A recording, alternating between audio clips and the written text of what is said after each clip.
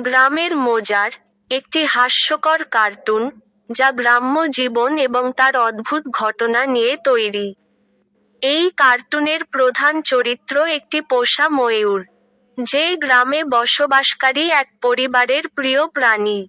ময়ূরটি খুবই বিচিত্র আচরণ করে, যার কারণে গ্রামের সকলের মনোযোগ আকর্ষণ করে। প্রতিদিন নতুন নতুন কাণ্ড ঘটিয়ে সে সবাইকে অবাক করে দেয়।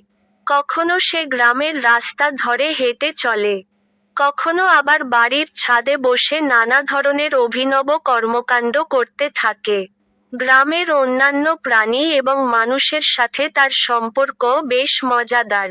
ময়ূরের উপস্থিতি প্রায়শই হাস্যকর পরিস্থিতি তৈরি করে। যেমন গ্রামের কৃষকরা তার পালক সংগ্রহ করতে গিয়ে বিপদে পড়েন অথবা শিশুরা তাকে নিয়ে নানা খেলা করতে গিয়ে গোলমাল পাকায়।